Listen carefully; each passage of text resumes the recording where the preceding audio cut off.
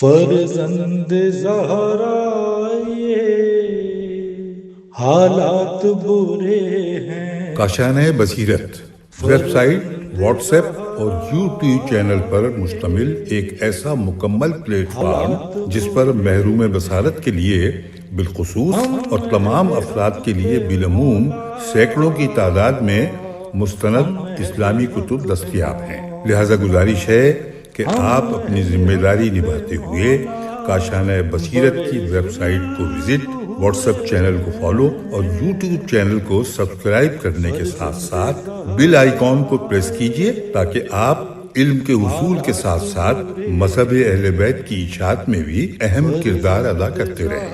کاشانۂ بصیرت حالات برے ہیں۔ اعوذ باللہ من الشیطان الرجیم، بسم اللہ الرحمن الرحیم۔ السلام علیکم۔ کاشانۂ بصیرت کی جانب سے کتاب میزان الحکمت کی دوسری جلد کے 22ویں حصے کے ساتھ میں حاضر ہوں۔ میرا نام ہے شفیہ نقی۔ ہم اس کتاب کی وہ فصل پڑھ رہے ہیں جس میں حرف ہا سے متعلق الفاظ کا ذکر ہے۔ اس فصل اول کا میں محبت کے عنوان کا چوتھا حصہ ابھی جاری ہے۔ کتاب کے صفحہ نمبر 390 پر ہم پہنچ چکے ہیں اور آج ہم یہاں سے پڑھنا شروع کریں گے، اور اس صفحے کے اوپر باب ہے نمبر 682 اور اس کا عنوان ہے انسان جس کے ساتھ محبت کرتا ہے اسی کے ساتھ ہوتا ہے۔ قرآن مجید کی سورہ نساء کی آیت نمبر 69۔ اور جس شخص نے خدا اور رسول کی اطاعت کی تو ایسے لوگ ان مقبول بندوں کے ساتھ ہوں گے جنہیں خدا نے اپنی نعمتیں دی ہیں، یعنی انبیاء اور صدیقین اور شہداء اور صالحین، یہ سب لوگ کیا ہی اچھے رفیق ہیں۔ حدیث شریف، حدیث نمبر ہے 3222۔ ایک شخص پیغمبر اسلام صلی اللہ علیہ وآلہ وسلم کی خدمت میں حاضر ہوا اور عرض کیا، یا رسول اللہ، آپ مجھے اپنی جان سے بھی زیادہ محبوب ہیں اور میری اولاد سے بھی زیادہ پیارے ہیں۔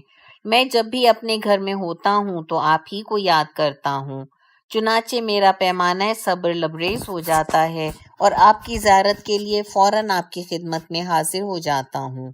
لیکن جب موت کو یاد کرتا ہوں اور آپ کی اور میری موت مجھے یاد آتی ہے تو میں سمجھتا ہوں کہ آپ تو جنت کے بلند مقامات پر انبیاء علیہم السلام کے ساتھ ہوں گے اور میں بہشت کی کسی اور جگہ میں ہوں گا، لہٰذا مجھے اندیشہ لاحق ہو جاتا ہے کہ میں وہاں پر آپ کی زیارت نہیں کر سکوں گا۔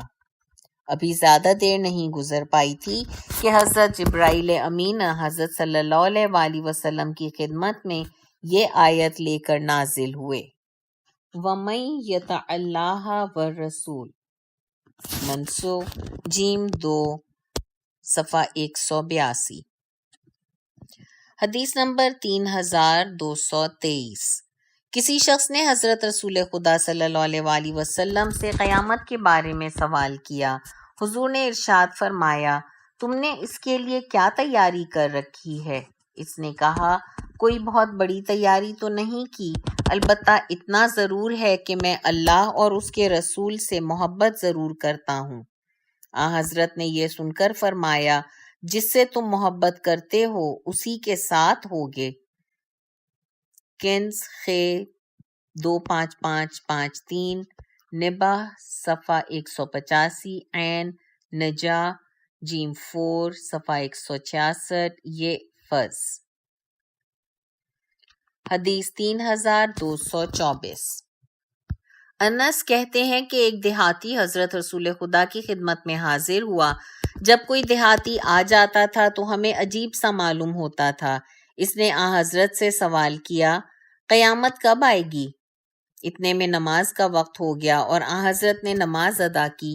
پھر پوچھا، قیامت کے بارے میں پوچھنے والا شخص کہاں ہے؟ اس دیہاتی نے کہا، میں ہوں یا رسول اللہ۔ حضور نے اس سے کہا، تم نے قیامت کے لیے کیا تیاری کی ہوئی ہے؟ اس نے عرض کیا، میرے پاس کوئی زیادہ عمل تو ہے نہیں، نہ نماز نہ روزہ، البتہ اتنا ضرور ہے کہ میں خدا اور اس کے رسول سے محبت ضرور کرتا ہوں۔ یہ سن کر حضرت نے ارشاد فرمایا، انسان اسی کے ساتھ ہوتا ہے جس سے وہ محبت کرتا ہے۔ انس کہتے ہیں کہ اسلام کے بعد مسلمانوں کو خوشی کبھی حاصل نہیں ہوئی جتنی یہ بات سن کر انہیں اتنی خوشی ہوئی۔ بہ جیم 17 صفحہ 13 عین۔ حدیث 3225، ایک شخص حضرت نبی اکرم صلی اللہ علیہ وآلہ وسلم کی خدمت میں حاضر ہو کر کہنے لگا، یا رسول اللہ، ایک شخص نمازیوں کو دوست تو رکھتا ہے لیکن وہ خود صرف فریضہ نمازیں ہی ادا کرتا ہے، صدقہ زکوٰۃ دینے والوں کو دوست رکھتا ہے لیکن خود جب واجب کی حد تک ہی اس کی ادائیگی کا پابند ہے، روزے داروں سے اس کو محبت ہے لیکن وہ صرف خود ماہ رمضان ہی کے روزے رکھتا ہے۔ یہ سن کر حضور نے ارشاد فرمایا، انسان اسی کے ساتھ ہوتا ہے جس کے ساتھ وہ محبت کرتا ہے۔ بہ جیم 68 صفحہ 70 ما۔ حدیث نمبر 3226، بندہ جس سے محبت کرتا ہے اسی کے ساتھ ہوتا ہے۔ کنز خ 24668 رسول اکرم۔ حدیث 3227، انسان جس سے محبت کرتا ہے اسی کے ساتھ ہوتا ہے۔ کنز خ 24684 24685 رسول اکرم۔ حدیث 3228، جس سے تو محبت کرتا ہے اسی کے ساتھ ہوگا۔ کنز 24686 رسول اکرم۔ قول مؤلف، ملاحظہ ہو بہ جیم 17 صفحہ 14۔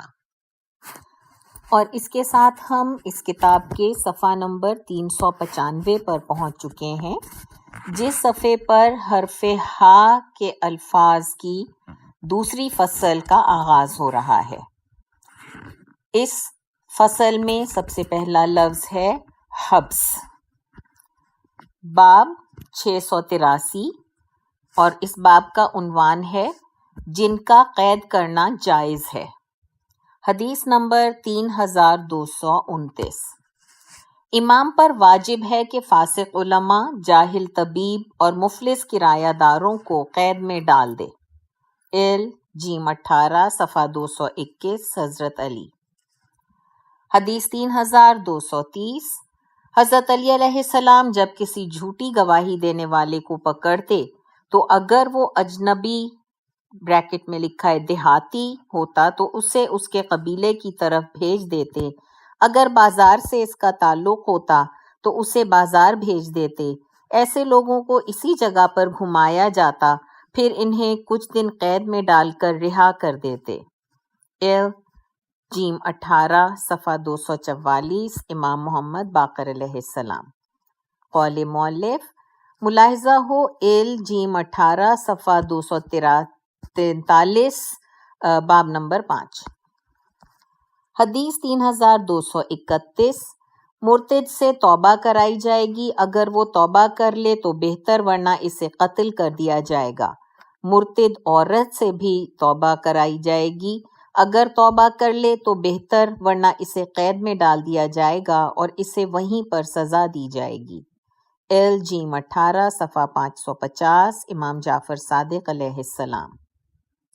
حدیث 3232، اگر عورت مرتد از اسلام ہو جائے تو اسے قتل نہیں کیا جائے گا بلکہ اس کو عمر بھر قید رکھا جائے گا۔ جیم 18 صفحہ 549 باب نمبر 4 حضرت علی علیہ السلام۔ حدیث 3233، حضرت امیر المؤمنین علیہ السلام صرف 3 مواقع پر ہی کسی کو قید کیا کرتے تھے: 1 یتیم کا مال کھانے والا، 2 یتیم کا مال غصب کرنے والا، یا 3 جسے کوئی امانت دی جاتی لیکن وہ اسے کھا جاتا۔ جیم 18 صفحہ 578۔ حدیث 3234، حضرت علی علیہ السلام کو ابن حرمہ کی خیانت کا علم ہو گیا جب وہ اہواز کے بازاروں کا ذمہ دار عامل تھا۔ آپ نے وہاں کے حاکم رفاعہ کے نام لکھا۔ جب تم میرا یہ خط پڑھو تو ابن حرمہ کو اپنے عہدے سے ہٹا دو، لوگوں کو اس کی بددیانتی سے آگاہ کرو اور اسے زندان میں ڈال دو، اس کے خلاف منادی کرا دو، اپنے دوسرے ماتحت عملے کو میری رائے سے آگاہ کر دو، اس بارے میں نہ تو غفلت سے کام لینا اور نہ ہی کسی قسم کی کوتاہی کرنا، ورنہ اس طرح سے خدا کے نزدیک تمہاری تباہی یقینی ہو جائے گی۔ تم اسے ذلت آمیز طریقے سے اس کے منصب سے ہٹا دو اور میں تمہیں خدا کی پناہ میں دیتا ہوں۔ جمعے کے دن اسے زندان سے نکال کر 35 کوڑے لگاؤ اور بازاروں میں بھی پھراؤ۔ اگر کوئی شخص اس کے خلاف کوئی گواہ پیش کرے تو گواہ سے اور ابن حرمہ دونوں سے قسم لو۔ جو کچھ اس نے کسی سے لیا ہے اور اس پر گواہی بھی قائم ہو چکی ہے، وہ مال اصل مالک کو واپس دلاؤ اور پھر اسے ذلت آمیز طریقے سے باندھ کر جکڑ کر قید میں ڈال دو، اس کے دونوں پاؤں کو باندھ دو اور نماز کے وقت اسے باہر نکالو۔ جو شخص اس کے لیے کھانے پینے، اوڑھنے یا بچھونے کی کوئی چیز لے آئے تو اس کے درمیان رکاوٹ نہ ڈالو۔ کسی ایسے شخص کو اس کے پاس نہ جانے دو جو اسے لڑائی جھگڑے کی پٹی پڑھائے اور قید خانے سے نکلنے کی آرزو دلائے۔ اگر تمہارے نزدیک یہ بات ثابت ہو جائے کہ کوئی شخص اسے ایسی پٹی پڑھاتا ہے جو کسی مسلمان کے ضرر کا موجب بن رہی ہو تو اسے بھی کوڑے لگاؤ اور اس وقت تک زندان میں ڈال دو جب تک کہ وہ توبہ نہیں کرتا۔ تمام قیدیوں کو قید کی کوٹڑیوں سے قید خانے کے صحن میں لے آنے کا حکم دو تاکہ ان کی درماندگی دور ہو جائے، لیکن ابن حرمہ کو باہر نہ نکالو۔ ہاں، البتہ اگر تمہیں درماندگی کی وجہ سے اس کے مر جانے کا اندیشہ ہو تو دوسرے قیدیوں کے ساتھ اسے صحن میں آ جانے کی اجازت دے دو۔ اگر تمہیں یقین ہے کہ اس کے اندر قوت برداشت ہے تو پہلے کوڑوں کی میعاد سے 3 دن بعد 35 کوڑے اور لگاؤ۔ مجھے تحریری طور پر مطلع کرو کہ بازار کے بارے میں تم نے کیا کیا اور خائن یعنی ابن حرمہ کی جگہ کس شخص کو مقرر کیا ہے۔ خائن اور بددیانت شخص کا ذریعہ معاش منقطع کر دو۔ مستد جیم 3 صفحہ 207۔ باب نمبر 684، عنوان ہے ملزم اور ضامن۔ حدیث 3235۔ حضرت علی علیہ السلام کے سامنے ایسے شخص کو لایا گیا جس نے کسی ملزم کی ضمانت دی ہوئی تھی۔ حضرت نے اسے قید میں ڈال دیا اور فرمایا اپنے ساتھی کو پیش کرو۔ جیم 13 صفحہ 156، امام جعفر صادق علیہ السلام۔ حدیث 3236۔ جب کوئی شخص کسی دوسرے شخص کی مقررہ مدت تک ضمانت دے اور مدت گزر جانے کے بعد وہ ملزم حاضر نہ ہو تو ضامن کو قید کر دیا جائے گا۔ ہاں، البتہ اگر وہ ملزم کے ذمے واجب الادا چیز ادا کر دے تو پھر اسے قید میں نہیں ڈالا جائے گا۔ مستد جیم 2 صفحہ 498، امام جعفر صادق علیہ السلام۔ قول مؤلف ملاحظہ ہو جیم 13 صفحہ 156، باب 9، عنوان ضامن کو اس وقت تک قید میں رکھا جائے گا جب تک کہ وہ ملزم کو پیش نہ کر دے یا اس کے ذمہ واجب الادا چیز کو ادا نہ کر دے۔ نیز مستد جیم 2 صفحہ 498، باب 7۔ اگلا باب ہے باب نمبر 658، عنوان سزائے موت کے ملزم کو بھگا دینے والے کو گرفتار کیا جائے۔ حدیث نمبر 3237۔ حریز سے روایت ہے کہ میں نے حضرت امام جعفر صادق علیہ السلام سے ایک شخص کے بارے میں سوال کیا جس نے عمدن کسی شخص کو قتل کیا اور اسے حاکم کے پاس لایا گیا تو حاکم نے قصاص کی غرض سے اسے مقتول کے وارثوں کے سپرد کر دیا، لیکن کچھ لوگوں نے حملہ کر کے اسے مقتول کے وارثوں سے چھڑا لیا۔ اس بارے میں آپ کا کیا حکم ہے؟ امام علیہ السلام نے فرمایا، جس شخص یا جن لوگوں نے قاتل کو مقتول کے وارثوں سے چھڑا لیا ہے انہیں اس وقت تک قید میں رکھا جائے گا جب تک کہ وہ قاتل کو پیش نہ کریں۔ سوال کیا گیا، کہ اگر اس دوران قاتل مر جائے اور وہ بھی قید میں ہوں تو پھر؟ امام علیہ السلام نے فرمایا ایسی صورت میں ان سب لوگوں پر دیت کی ادائیگی ضروری ہو جائے گی اور وہ مقتول کے ورثاء کو ادا کریں گے۔ جیم 13 صفحہ 161، جیم 19 صفحہ 34۔ باب نمبر 686، عنوان ہے عمر قید کے مستحق کون لوگ ہیں۔ حدیث 3238، مولا امیر المؤمنین علی علیہ السلام نے ایک نجومی سے فرمایا اگر مجھے معلوم ہو جائے کہ تم نجوم کی باتیں کرتے ہو تو میں اپنی طاقت کے مطابق عمر قید کی سزا دوں، کیونکہ خدا کی قسم حضرت رسول خدا صلی اللہ علیہ وآلہ وسلم نہ تو نجومی تھے اور نہ ہی کاہن یعنی غیب کی خبریں دینے والے۔ لسعہ جیم 2 صفحہ 372، حضرت علی علیہ السلام۔ حدیث 3239، صرف 3 قسم کے لوگوں کے سوا کسی کو عمر قید نہیں دی جا سکتی۔ 1، جسے سزائے موت سنائی جا چکی ہو، سزا کے پانے تک وہ قید میں رہے گا۔ 2، جو عورت مرتد ہو جائے اسے عمر قید کی سزا دی جائے گی، وہ مرتے دم تک قید خانے ہی میں رہے گی، ہاں اگر توبہ کر لے تو اسے رہا کر دیا جائے گا۔ 3، جب چور کا بریکٹ میں ہے پہلی مرتبہ سزا کے طور پر ہاتھ کاٹا جائے اور دوسری مرتبہ پاؤں کاٹا جائے تو تیسری مرتبہ سزا کے طور پر اسے عمر قید کی سزا سنائی جائے گی۔ مستد جیم 3 صفحہ 207، حضرت علی علیہ السلام۔ حدیث 3240، عمر قید کی سزا صرف 3 قسم کے لوگوں ہی کو دی جا سکتی ہے۔ ایک تو اسے جس کے بارے میں سزائے موت کا فیصلہ ہو چکا ہو، اسے سزا ملنے تک قید میں رکھا جائے گا۔ دوسرے وہ عورت جو مرتد ہو جائے، اور تیسرے وہ چور کے پہلی مرتبہ چوری کرنے پر جس کا ہاتھ کاٹا جائے، دوسری مرتبہ چوری کرنے پر اس کا پاؤں کاٹا جائے، تیسری مرتبہ چوری کرنے پر اسے عمر قید کی سزا دی جائے گی۔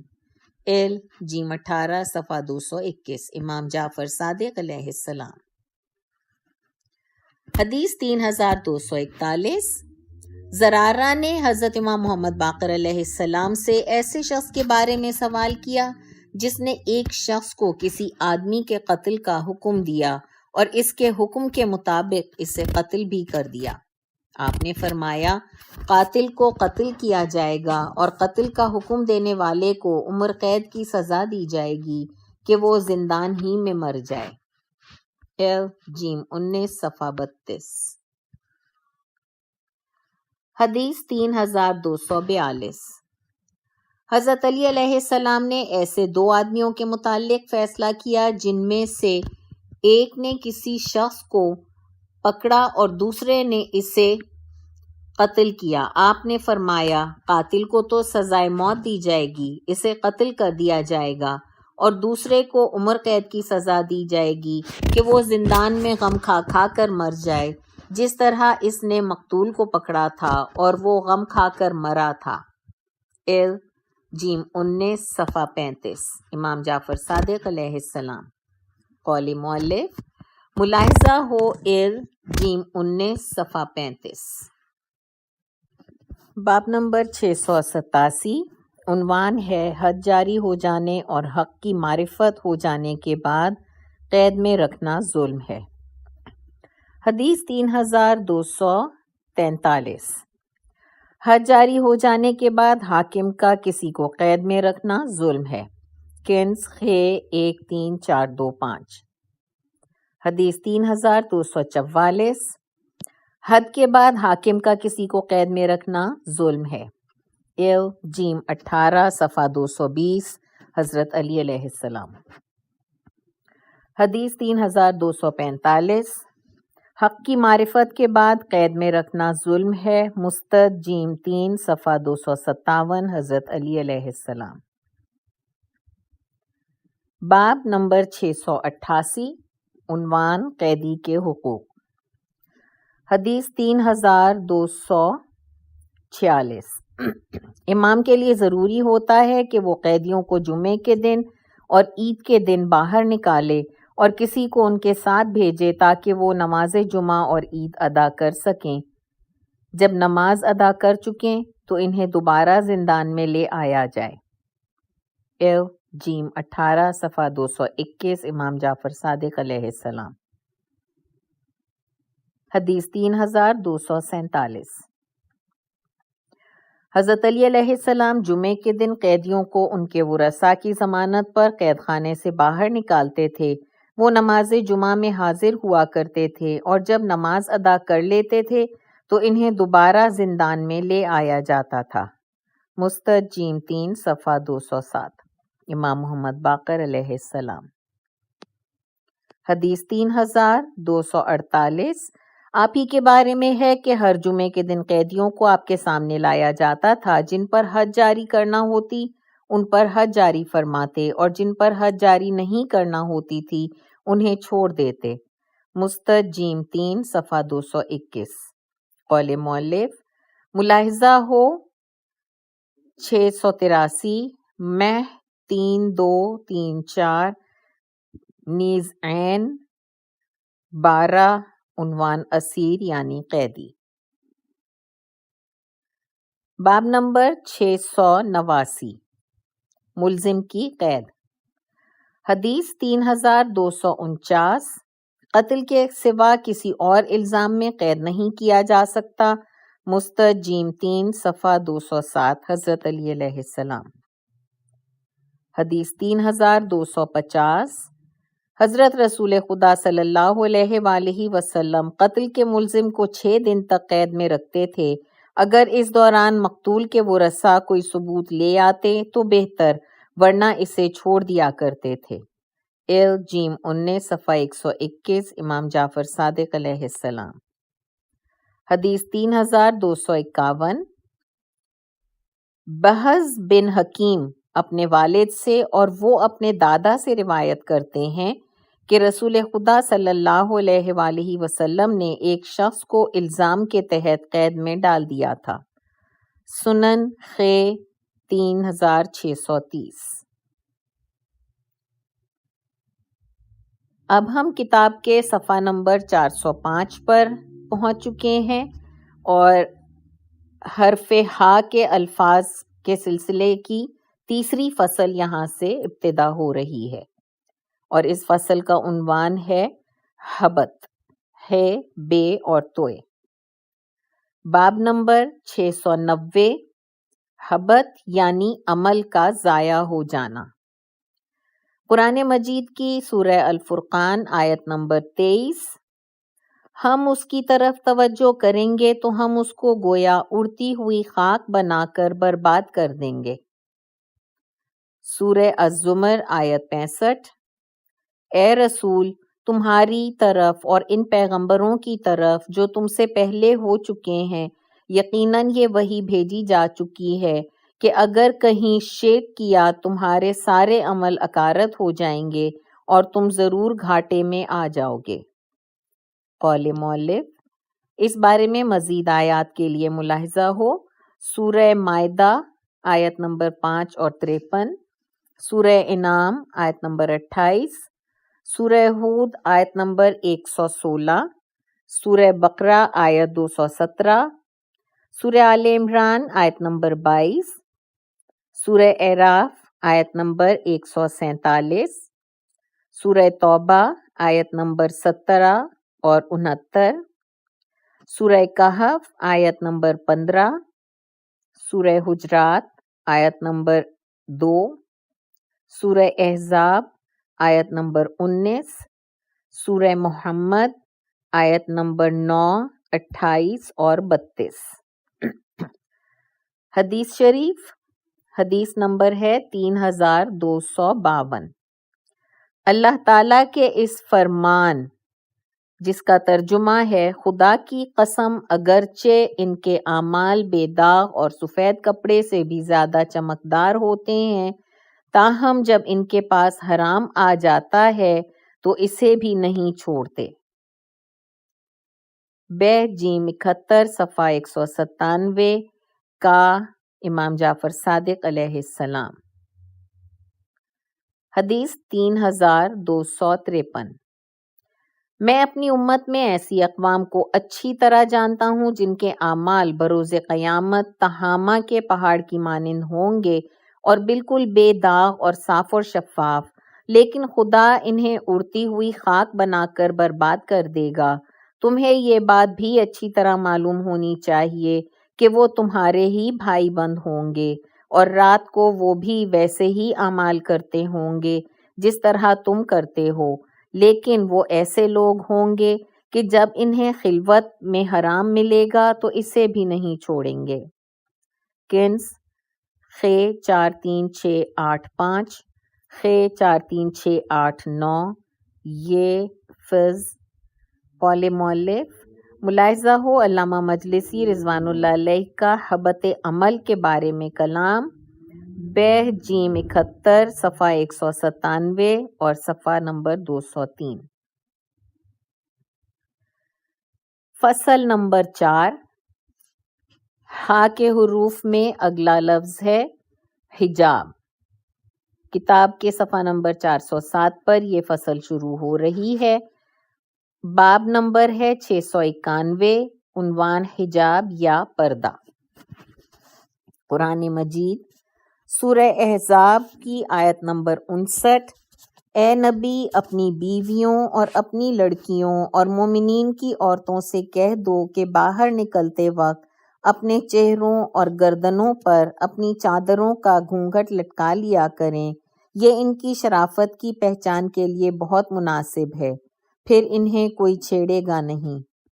قول مؤلف اس بارے میں مزید آیات کے لیے ملاحظہ ہو سورہ نور آیت نمبر 30، 31 اور 58، سورہ احزاب آیت نمبر 53 اور 59۔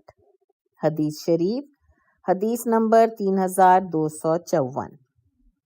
امیر المومنین علیہ السلام نے اپنے فرزند حسن مجتبیٰ سے فرمایا، خواتین کو پردے میں بٹھا کر ان کی آنکھوں کو تاک جھانک سے روکو، کیونکہ پردے کی سختی تمہارے حق میں بھی بہتر ہے اور شک و شبے کے اعتبار سے ان کے حق میں بھی بہتر ہے۔ ان کا گھروں سے نکلنا اس سے زیادہ خطرناک نہیں جتنا کسی ناقابل اعتماد شخص کا گھر میں آنا۔ اگر بن پڑے تو ایسا کرو کہ تمہارے علاوہ کسی غیر مرد کو وہ پہچانتی ہی نہ ہو۔ بہ جیم 77 صفحہ 214 کشف۔ قول مؤلف ایک اور نسخے کے مطابق یہ ہے، پردے کی سختی ان کی عزت و آبرو کو برقرار رکھنے والی ہے، ان کا گھروں سے نکلنا اس سے زیادہ خطرناک نہیں ہوتا جتنا کسی ناقابل اعتماد شخص کو گھر میں آنے دینا، اور اگر بن پڑے تو ایسا کرو کہ تمہارے علاوہ کسی اور کو وہ پہچانتی ہی نہ ہو۔ نہج مکتوب نمبر 31۔ حدیث 3255۔